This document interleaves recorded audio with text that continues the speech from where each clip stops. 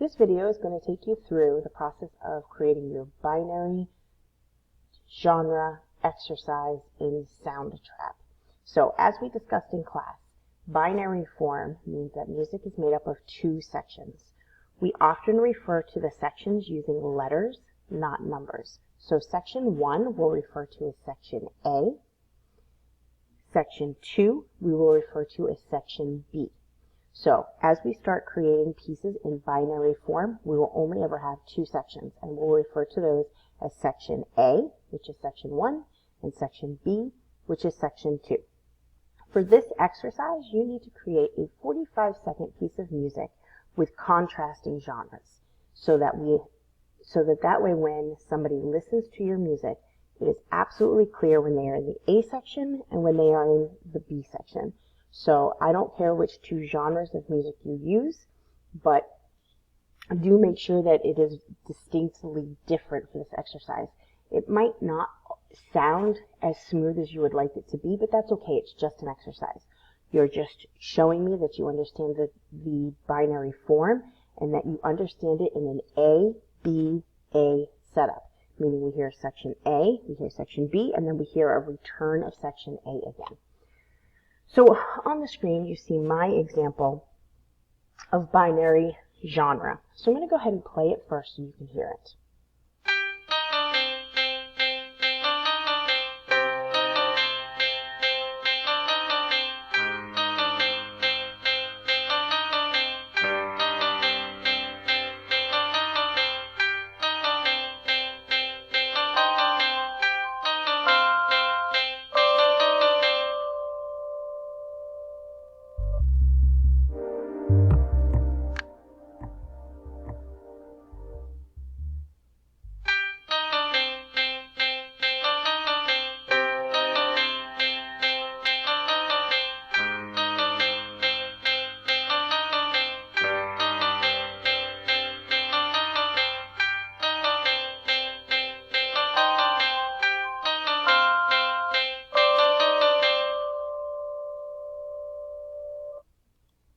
Alright, so in this piece you can distinctly hear that there's a section A, which is this pop piano genre that I decided to go with, and it's got the red, the pink, and the blue kind of with the sound waves here. Then it goes into this electro funk for its B section, and then I just copy and pasted what I did in A and I put it over here to have the repeat.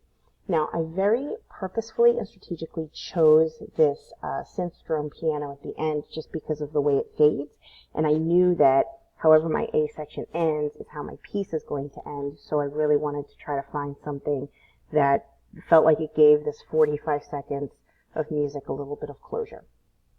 So all I did was, to create the piece, when I opened up my loops, I X'd out where this says whatever is kind of floating here already, and then I just started from scratch, and I chose a category, and then I scrolled down, I just started listening. Once I had an A that I really liked for about 20-25 seconds, I closed this out, and then I did not choose that category again. I went to a different genre, so maybe go to hip-hop or jazz or something.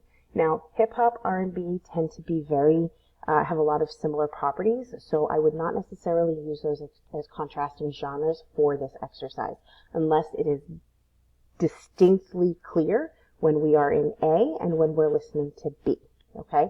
So once you have your A, right here created, and once your B is created, all you have to do is copy and paste A again. So let me show you how I did that. All I did was I took my mouse at the bottom, for the bottom track of A, I clicked and I dragged upward, and as I'm doing this, it's highlighting everything, so it highlighted all three loops. Then all I did was hit Control-C on my computer, or I right-clicked on my mouse to hit copy, and then wherever I wanted my A to come back in, I clicked on the top empty track for A, and Control-V to paste, and it simply put my music there. So you don't have to hunt for your sounds again, you can literally just copy and paste.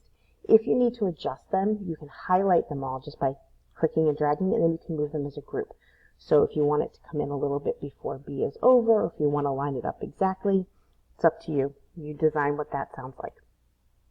So very easily now I've created an A, B, A. I've got a little over my 45 seconds. Again, don't make a mountain out of a molehill. Just show the two contrasting sections, and make sure you've got A right here. You have a B section come in, and then you have a return to A. If you have any questions, please make sure you ask.